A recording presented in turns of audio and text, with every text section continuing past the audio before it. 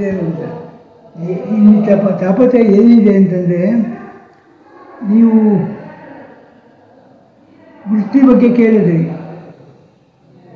ಇಲ್ಲಿ ತಾಪತ್ರಯದಲ್ಲಿ ಅಂದರೆ ಬ್ರಾಹ್ಮಣ ಇದರಿಂದ ವೃತ್ತಿ ಮಾಡಬಾರ್ದು, ಗೊತ್ತಾ ಸರ್? ನಾನು ಬ್ರಾಹ್ಮಣ ಅಲ್ಲದೇ ಇದ್ದರೆ ಶಿಲ್ಪ ಮಾಡೋ ಹಾಗಿಲ್ಲ. ಇವ್ರು ಕೆಲವರು ಏನು ಹೇಳ್ತಾರೆ ಅಂದರೆ ಶಿಲ್ಪ ಮಾಡೋ ಶುದ್ಧರು ಅಂತಾರೆ. ಆ ಸಮಯದಲ್ಲಿ ಬಳಸ್ಕೊಳ್ಳೋದು ಹೇಗೆ ಅಂದರೆ, ನೋಡಿ ನಾವು ಬ್ರಾಹ್ಮಣರು ಶುದ್ಧರು ಕೆಲಸ ಮಾಡ್ತಾಯಿದ್ದೀವಿ ಅಂತ ಹೇಳ್ತಾರೆ. ಇದು ಪರ್ಟಿಕ್ಯುಲರ್ಲಿ ಜೀವ ಭಟ್ಟು ಅವ್ರ ಗುಂಪಿರೋದೇ ಹಾಗೆ, ನಾವೆಲ್ಲ ಬ್ರಾಹ್ಮಣರು, ನೀವು ಹೇಳಿದ್ರಿ, ನಿಮಗೋಸ್ಕರ ನಾನು ಈ ಶುದ್ಧರು ಕೆಲಸ ಮಾಡ್ತಾಯಿದ್ದೀವಿ. ಅದು ಲೆಕ್ಕ ಹೇಳ್ಕೊಳಕ್ಕಷ್ಟೇ. ಆದರೆ ಬ್ರಾಹ್ಮಣ ಅಲ್ಲದೆ ಇರೋನು ಶಿಲ್ಪ ಮಾಡೋ ಹಾಗೇ ಇಲ್ಲ. ಬ್ರಾಹ್ಮಣಿಗೆ ಜನಿವಾರ ಇಲ್ಲದೆ ನೀವು ಶಿಲ್ಪ ಮಾಡೋ ಹಾಗಿಲ್ಲ. ಅದು ಬೇರೆ ಬೇರೆ, ಅದಕ್ಕೆ ಹೇಳಿದ್ದಷ್ಟೇ ಸರ್. ಆಮೇಲೆ ನಿಮಗೆ ನಾನು ಮೊದಲು ಹೇಳಬೇಕಾದ್ದು ಇದು ಒಂದು ಇಟ್ಕೊಳ್ಳಿ. ನೀವು ಇದುವರೆಗೂ ಏನು ಕೇಳಿದ್ದೀರೋ ಏನೋ ಶಿಲ್ಪದ ಬಗ್ಗೆ ನನಗೆ ಗೊತ್ತಿಲ್ಲ. ಶಿಲ್ಪ ಪ್ರಾರಂಭ ಮಾಡಿದ್ದು ಋಭುಗಳು. ನಮಗೆ ಬಂದಿರೋ ಋಭುಗಳಿಲ್ಲ. ಋಭುಗಳು ಮನುಷ್ಯರು, ತುಷ್ಟು ಬ್ರಹ್ಮನ ಶಿಷ್ಯರು. ಮನುಷ್ಯರಾದವರು ದೇವತೆಗಳಾದವರು. ಋಭುಗಳು ಮೂವರು ತುಷ್ಟು ಬ್ರಹ್ಮಚಾರ್ಯರು ದೇವಶಿಲ್ಪ ಏನಿದೆ ರಸಶಿಲ್ಪಗಳು ಅದು ಮಾಡ್ತಾಯಿದ್ದು ದೇವರಾದವರು. ಇದು ಋಗ್ವೇದದಲ್ಲಿರೋ ಕಥೆ, ಋಗ್ವೇದದಲ್ಲಿರೋದು ಇದೆಲ್ಲ. ನಾವು ಅದನ್ನು ಇತಿಹಾಸ ಅಂತ ಒಪ್ಕೊಳ್ತೀವಿ. ಮನುಷ್ಯರಾದವರು ದೇವರಾಗೋದಕ್ಕೆ ಸಾಧ್ಯ ಅಂತ ಹೇಳಿಕೊಟ್ಟದ್ದು ಇದರಲ್ಲಿ. ಏನಿದಲ್ಲಿ ಋಗ್ವೇದದಲ್ಲಿ ಅವರು ಏನು ಮನುಷ್ಯರು ಕೊಟ್ಟಿದ್ದಾರಲ್ಲ, ಈಗ ನಾವೇನು ಶಿಲ್ಪಗಳು ಮಾಡ್ತೀವಲ್ಲ, ಅದು ಕೊಡೋದ್ರಿಂದ ಅವನಿಗೇನು ಪ್ರಯೋಜನ?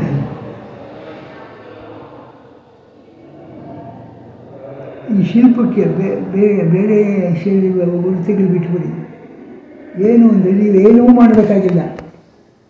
ಇದು ನೀವು ಶಿಲ್ಪ ಮಾಡ್ತಿದ್ದೀರಲ್ಲ ಸರ್, ಏನು ಯಾವ ತಪಸ್ಸು ಮಾಡಬೇಡಿ, ಯಾವ ಇದು ಮಾಡಬೇಡಿ. ನನಗೆ ಏನು ಮುಕ್ತಿ ಬೇಕು ಅಂತ ಕೇಳಲೇಬೇಡಿ, ತಾನಾಗೇ ಸಿಗಬೇಕು. ಯಾವ ಪ್ರೊಫೆಷನಲ್ಲೂ ಕೂಡ ಈ ಅವಕಾಶ ಇಲ್ಲ. ನೀವು ಕೆಲಸ ಮಾಡಿ ಮೋಕ್ಷ ಪಡೆಯೋಕ್ಕೆ ಸಾಧ್ಯ ಇಲ್ಲ. ಮೋಕ್ಷಕ್ಕೆ ಹೋಗೋ ಪ್ರತ್ಯೇಕ ಇದ್ದಿದ್ದು ಸಾಧನೆ ಇದೆ. ಈಗ ನಿಮಗೆ ಇವು ಎಂಥದ್ದು ಯೋಗ ಇರೋದು ಮೋಕ್ಷ ಸಾಧನೆಗೆ, ಮಾಡೋ ಅವಶ್ಯಕತೆ ಇಲ್ಲ ಶಿಲ್ಪಿಗೆ. ಗೊತ್ತಾಯ್ತಾ ಸರ್? ಯೋಗ ಮಾಡಿದೆ, ತಪಸ್ಸು ಮಾಡಿದೆ, ನನಗೆ ಮುಕ್ತಿ ಬೇಕು ಅಂತ ಕೇಳಿದೆ, ತಾನಾಗೇ ಸಿಗುವಂಥದ್ದು ಈ ಶಿಲ್ಪ.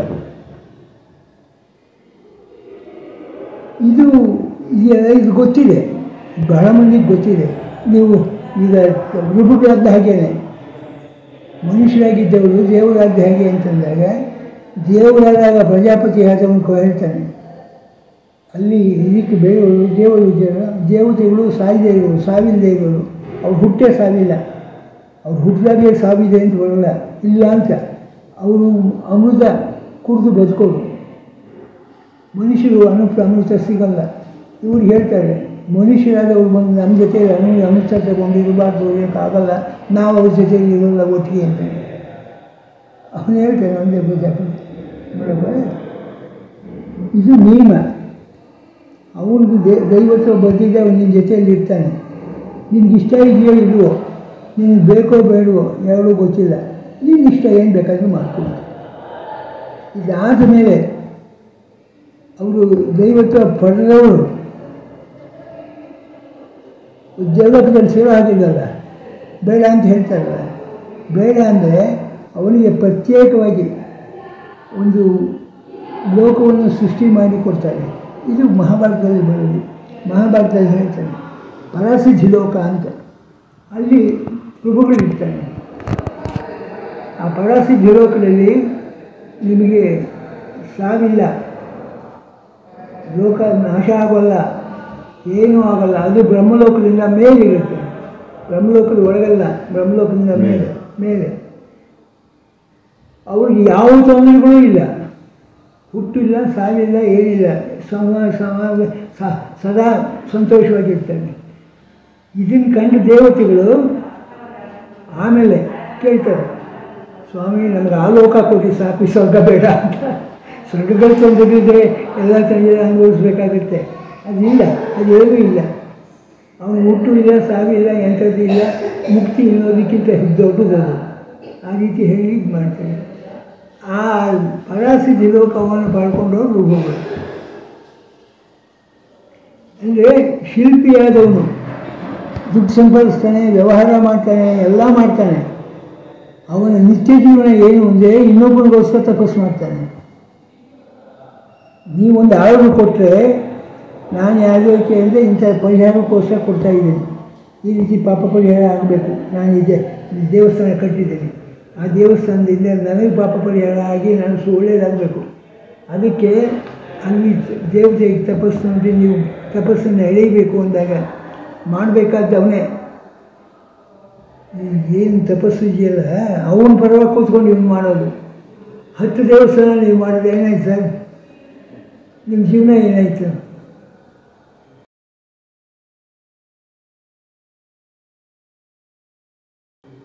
ನೀವು 10 ದೇವಸ್ಥಾನಗಳು ಮಾಡೋ ಅಷ್ಟು ಕಾಲ ಇನ್ನೊಬ್ಬನಿಗೋಸ್ಕರ ದುಡಿತೀರಿ, ಅವನ ಹತ್ರ ದುಡ್ಡು ತಗೊಳ್ತೀರಿ, ಎಲ್ಲ ಮಾಡ್ತೀರಿ, ಎಲ್ಲ ಕಡೆ ಅವ್ನಿಗೆ ಒಳ್ಳೇದಾಗಬೇಕು. ಆ ದೇವರು ಇದೆಯಲ್ಲ, ನನಗೆ ಒಳ್ಳೇದು ಮಾಡಲಿ ಅಂತ ಕೇಳಲ್ಲ, ಅವ್ನಿಗೆ ಒಳ್ಳೇದು ಮಾಡಲಿ ಅಂತ ಕೇಳ್ತೀವಿ.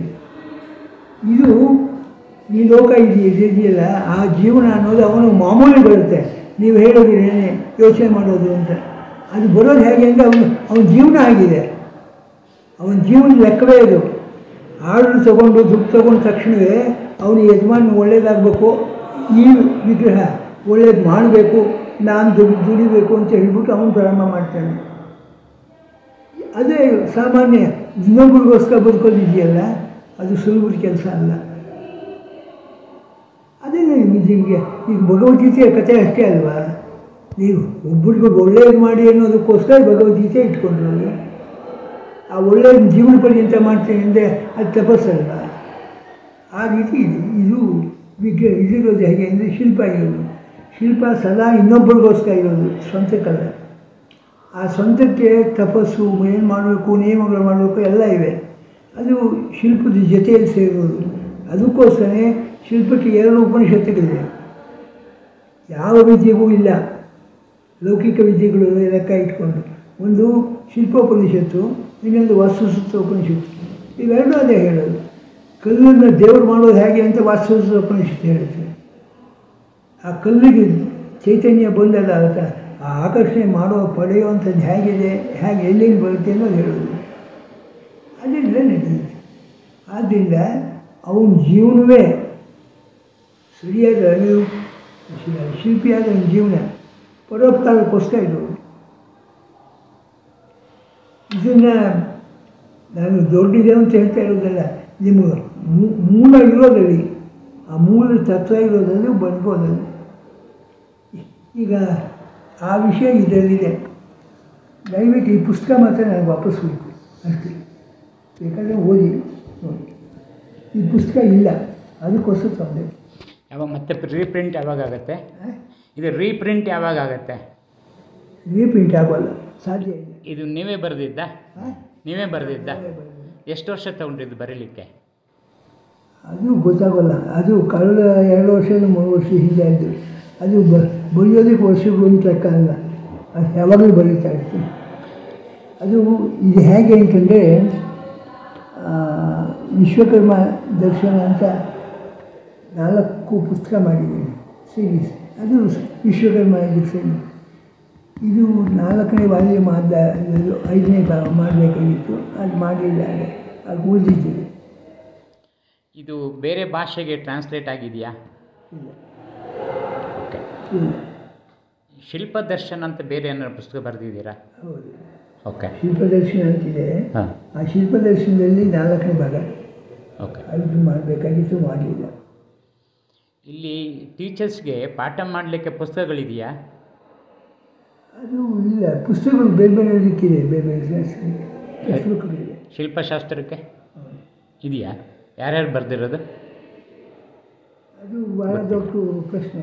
ಓಕೆ. ಯಾಕೆಂದರೆ ಟೆಕ್ಸ್ಟ್ ಬುಕ್ ಪ್ರಿಸ್ಕ್ರೈಬ್ ಮಾಡೋದು ನಾನೇ. ನೀವೇ ಮಾಡೋದಾ? ಹೌದು, ಯೂನಿವರ್ಸಿಟಿಯಲ್ಲಿರೋದೇ ಹಾಗೆ.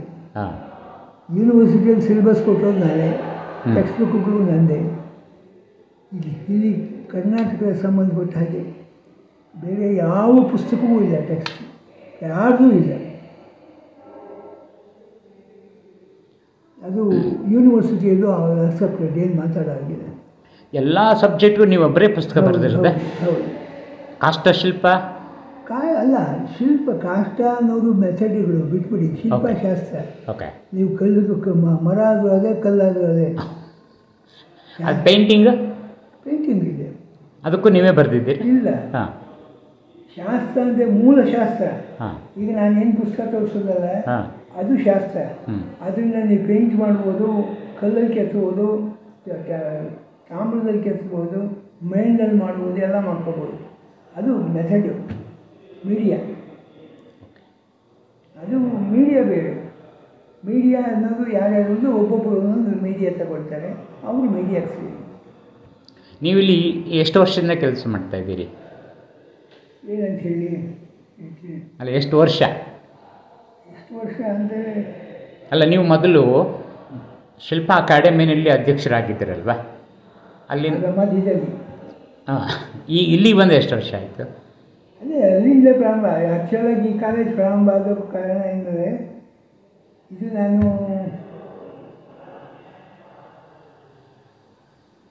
ಸುಮಾರು 20 ವರ್ಷದ ಮೇಲಾಗಿದೆ. 15-20 ವರ್ಷ. 15 ವರ್ಷದ ಮೇಲೆ ಕಾಲೇಜ್ ಪ್ರಾರಂಭ ಮಾಡಿ. ಅದು ಏನಾಯಿತು ಅಂತಂದರೆ, ಮೊದಲಿಗೆ ಕಾಲೇಜು ಮಾಡಬೇಕು ಅಂತ ಪ್ರಾರಂಭ ಮಾಡಿದೆ, ಸ್ವಂತ ಪ್ರಾರಂಭ ಮಾಡಿದೆ. ಅದು ಆಗಲಿಲ್ಲ ಅಂತಂದರೆ ಒಂದಷ್ಟು ನಡೀತು. ಸುಮಾರು ವರ್ಷ ಮಾಡಿದೆ. ಯೂನಿವರ್ಸಿಟಿಗೆ ತಗೊಂಡು ಮಾಡ್ಕೊಂಡು ದುಡ್ಡು ಖರ್ಚು ಮಾಡೋಕ್ಕಾಗಲ್ಲ. ದುಡ್ಡು ಜಾಸ್ತಿ ಖರ್ಚಾಗತ್ತೆ. ಅದರಲ್ಲಿ ಸ್ಟೂಡೆಂಟ್ಸ್ ಇರ್ತಾರೆ. ಈಗ ಚಿತ್ರಕಲಾ ಪರಿಷತ್ತು ಮತ್ತು ಕೆನ್ ಸ್ಕೂಲಲ್ಲೇ ಇದ್ದಾವಲ್ಲ, ಅದು ಸೇಮ್ ಇದೇ ಟೈಪ್ ತಾನೆ? ಅದು ಬಹಳ ವ್ಯತ್ಯಾಸ ಇದೆ. ಹೌದಾ? ನೀವು ಅಲ್ಲಿ ಹೋಗಿ ಇದನ್ನು ಕೇಳಿದ್ರೆ ಮಾತ್ರ ಹೇಳ್ತಾರೆ, ಇದು ಹೇಳೋಲ್ಲ. ನೀವು ಚಿತ್ರಕಲಾ ಪರಿಷತ್ಗೆ ಹೋಗಿ ಒಂದೇ ಹೇಳ್ಬೇಕು, ಸಾಂಪ್ರದಾಯ ಶಿಲ್ಪ ಹೇಳ್ಕೊಡಪ್ಪ ನೀವು. ಅಲ್ಲಿ ಪೇಂಟು ಮೆಟಲ್ಲು, ಸ್ಟೋನು ಎಲ್ಲ ಹೇಳ್ತಾರೆ. ಅದರಲ್ಲಿ ಹೇಳುವಾಗ ನಮಗೆ ಸಂಪ್ರದಾಯ ಶಿಲ್ಪ ಆಗಬೇಕು ಅಂತ ಕೇಳಿ, ಇಲ್ಲಿ ಪಾಠ ಮಾಡೋಲ್ಲ ನಾವು ಅಂತ. ಹಂಗಾರೆ ಅಲ್ಲಿ ಟೆಂಪಲ್ ವಾಸ್ತು ಇಲ್ವಾ? ಹೇಳಲ್ಲ. ನೀವು ದೇವಸ್ಥಾನ ಅಂದ ತಕ್ಷಣ ಹೇಳ್ತಾರೆ, ದೇವಸ್ಥಾನ ಇಲ್ಲಿ ಕೇಳಬೇಡಿ. ದೇವಸ್ಥಾನ ನಾವು ಹೇಳಲ್ಲ. ಅಂದರೆ ಧಾರ್ಮಿಕವಾದ ವಿಚಾರವನ್ನು ಅವರು ಪರಿಗಣಿಸೋದಿಲ್ಲ. ಇಲ್ಲ, ಅದು ನಮ್ಮಲ್ಲಿ ಇಲ್ಲ. ಅಲ್ಲಿ ಬರೀ ವ್ಯಾವಹಾರಿಕವಾದ ಒಂದು ವ್ಯಾವಹಾರಿಕ ಅಂತ ಹೇಳೋದ, ಕಮರ್ಷಿಯಲ್ ಅಂತ. ಕಮರ್ಷಿಯಲ್ ಟ್ಯಾಕ್ಸ್ ಅಲ್ಲ, ಅದನ್ನೇ ಕನ್ನಡದಲ್ಲಿ ವ್ಯಾವಹಾರಿಕ. ಅದೇನು ಅಂತಂದರೆ, ನಾವು ಮಾಡರ್ನ್ ಆರ್ಟ್ ಹೇಳ್ತೀವಿ. ಮಾಡರ್ನ್ ಆರ್ಟು ಅದಕ್ಕೆ ಸಪ್ರೇಟ್ ಇದೆ, ಅದಕ್ಕೆ ಡಿಗ್ರಿ ಇದೆ, ಅದು ನಡೆಯುತ್ತೆ. ಅದರಲ್ಲೇ ಹೇಳ್ತೇನೆ ನಾನು. ಆ್ಯಕ್ಚುಲಾಗಿ 3-4 ವರ್ಷ ನಮ್ಮಲ್ಲಿ ಒಂದು ಮಾತು ನಡೀತು, ಪೇಂಟಿಂಗಲ್ಲಿ ನೀವೇನು ಹೇಳ್ಕೊಡ್ತೀರಿ, ಏನು ಬೇರೆ ಆಗುತ್ತೆ ಅಂತ ನಾನು ಹೇಳಿದೆ. ಪೇಂಟಿಂಗ್ ಬೇರೆ ಇದೆಯಪ್ಪ ಅಂದರೆ ಅಲ್ಲಿ ಆ ಚಿತ್ರಕಲಾ ಇದರಲ್ಲಿ ಏನಾಗುತ್ತೆ ಅಂದರೆ, ನಮ್ಮಲ್ಲಿ ಸಿಲೆಬಸ್ ಒಂದು ಕಮಿಟಿ ಇದೆ. ಆ ಸಿಲೆಬಸ್ ಕಮಿಟಿಯಲ್ಲಿ ನಾನು ಒಂದು ಸಲ ಹೋಗಿದ್ದಾಗ ನಾನು ಹೇಳಿದೆ, ನಾವು ಪೇಂಟಿಂಗ್ ಪ್ರಾರಂಭ ಮಾಡಬೇಕು ಅಂತಿದ್ದೀವಿ. ಅಲ್ಲಿ ಸಬ್ಜೆಕ್ಟ್ ಟೀಚರ್ಸ್ ಇರ್ತಾರೆ, ಸಬ್ಜೆಕ್ಟ್ ಎಕ್ಸ್ಪರ್ಟ್ಸ್ ಅಂತ. ಅವರು ಆ ಸಬ್ಜೆಕ್ಟ್ ಬಗ್ಗೆ ಹೇಳ್ತಾರೆ. ಅದರಲ್ಲಿ ಒಬ್ಬರು ಕೇಳಿದ್ರು, ನಮಗಿಂತ ನೀವು ಪೇಂಟಿಂಗ್ ಡಿಫ್ರೆಂಟಾಗಿ ಏನು ಹೇಳ್ತೀರಿ? ಈಗ ನಮ್ಮ ಸ್ಕೂಲ್ಗಳೆಲ್ಲ ಇವೆ, ನಾವೆಲ್ಲ ಪೇಂಟಿಂಗ್ ಹೇಳ್ಕೊಡ್ತೀವಿ, ಅದಕ್ಕಿಂತ ಪ್ರತ್ಯೇಕವಾದ್ದೇನಿದೆ ಹೇಳಿದೆ. ನೋಡಪ್ಪ, ನೀನು ಪ್ರತ್ಯೇಕವಾದ್ದೇನು ಹೇಳಿದೆ ಅಂದರೆ ನಾನೇ ಹೇಳಿದ್ರೆ ಅರ್ಥ ಆಗುತ್ತಾ ಇದ್ವು ನಿನಗೆ ಗೊತ್ತಿಲ್ಲ. ನಿಮ್ಮಲ್ಲಿ ಬಾಸ್ ಇದ್ದರು, ಅವ್ರು ನಾರಾಯಣರು, ಅವರು ಮೊದಲಿಗೆ ಒಂದು ಪೇಂಟಿಂಗ್ ಇಟ್ಟಿದ್ದರು. ಅದು ಇವಾಗ ಮಾಡೋಲ್ಲ, ನೀವು ಹೇಳ್ಕೊಡೋಲ್ಲ, ಗೊತ್ತಾ ಅಂದರೆ. ಯಾರು ನಂಜುಂಡಸ್ವಾಮಿನ? ನಂಜುಂಡರಾವ್ ಅಂತ ಹಾಂ. ಇದನ್ನು ಪ್ರಾರಂಭ ಮಾಡಿದವರು ನಂಜುಂಡರಾವ್. ಹೌದು ಹೌದು. ನಮ್ಮ ತಂದೆ ಅವರು ಸ್ನೇಹಿತರು. ಅವರು ಆಗೋಲ್ಲ ಇದು ನಮ್ಮ ಕೈಯಲ್ಲಿ ಅಂತ ಹೇಳ್ಬಿಟ್ಟು ಆಯ್ತು ಆಯ್ತಾಯ್ತು ನಮ್ಮ ಕೈಯಲ್ಲಿ ಆಗೋಲ್ಲ ಅಂತ ಹೇಳ್ಬಿಟ್ಟು ಮಾತಾಡೋರು ಇತ್ತು. ಆ ರೀತಿ ಪೇಂಟಿಂಗ್ ನಿಮ್ಮಲ್ಲಿದೆ, ನಿಮ್ಮ ಕಲೆಕ್ಷನಲ್ಲಿದೆ. ಈಗ ನೀವು ನೋಡೋಲ್ಲ, ನಿಮಗೆ ಬೇಕಾಗಿಲ್ಲ, ನೋಡೋಲ್ಲ. ಆ ಪೇಂಟಿಂಗ್ ಇದೆಯಪ್ಪ ಅಂದರೆ ಇದು ಏನು ಅನ್ನಿಸ್ಬೇಕು ಹೇಳಿ? ಅಲ್ಲಿದ್ದವ್ರು ಯಾರೂ ಹೇಳಿಲ್ಲ. ಅದು ಒಬ್ಬ ಮಾತ್ರ, ಸರ್ ಭಾಳ ಕಷ್ಟ, ಬೇಡ ಬಿಟ್ಕೊಡಿ, ಅವರಷ್ಟೇ ಕೊಟ್ಟು ಮಾಡಿಕೊಡಿ ಅಂತ. ಈಗ ಅವ್ರು ಹೇಳಿದ್ದಾರೆ ನಮ್ಮ ಪೇಂಟಿಂಗ್ ಹೇಳ್ಕೊಡೋಲ್ಲ ಅಂತ. ಸಾಕಷ್ಟೇ ಮಾತು. ನಾವು ಯಾಕೆಂದರೆ ಅವರಿಗೆ ತಾಪತ್ರಯ ಎಲ್ಲಿ ಅಂದರೆ 1,00,000 ರೂಪಾಯಿ ಡೊನೇಷನ್ ತಗೊಳ್ತಾರೆ ಪೇಂಟಿಂಗ್ ಸೀಟಿಗೆ. ಈಗ ನಾನು ಪೇಂಟಿಂಗ್ ಸೀಟ್ ಅಂದರೆ 1,00,000 ಡೊನೇಷನ್ ತಗೋಬೋದಲ್ಲ. ಈ ಲೆಕ್ಕದಲ್ಲಿ ಹಾಕಿ ನಾವು ಪೇಂಟಿಂಗ್ ಅಂತ ಲೆಕ್ಕ ಹಾಕಿದ್ರೆ ಬೇಡ, ಬಿಟ್ಬಿಡಿ.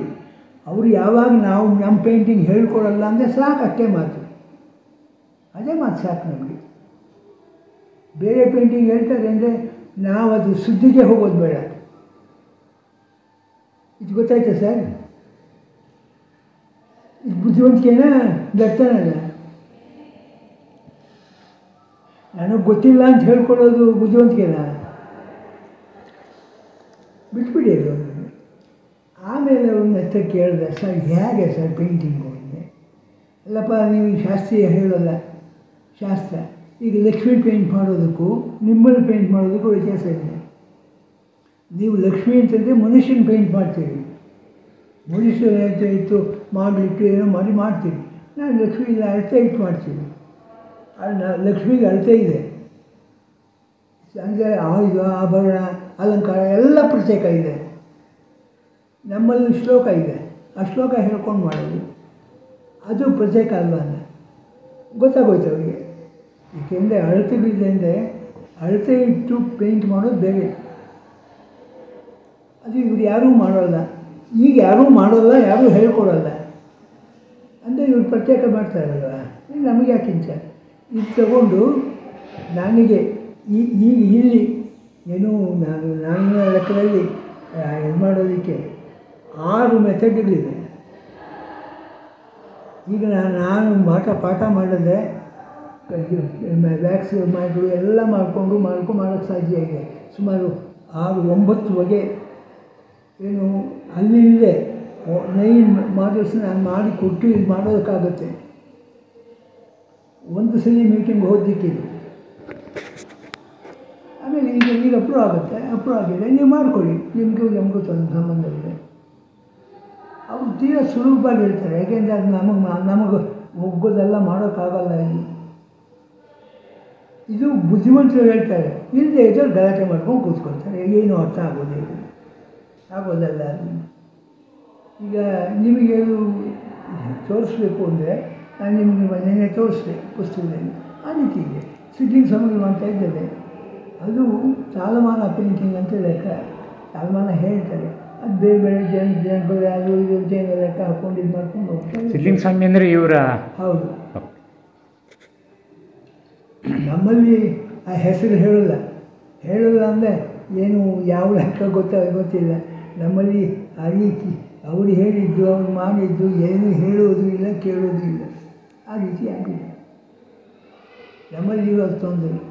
ಈಗ ಅದು ಎಷ್ಟು ಸುಲಭ ಅಂತಂದರೆ, 200 ಸ್ಕೂಲುಗಳಿದೆ ನಿಮಗೆ, ಆರ್ಟ್ ಸ್ಕೂಲುಗಳು, 1-2 ಅಲ್ಲ.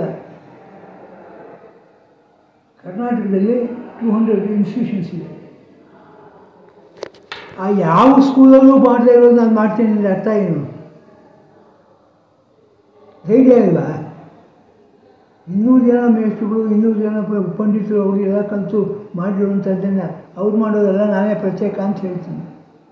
ಇದನ್ನು ಹೇಳಿದ್ರೆ ಬುದ್ಧಿವಂತ ಒಪ್ಕೊಳ್ತಾರೆ.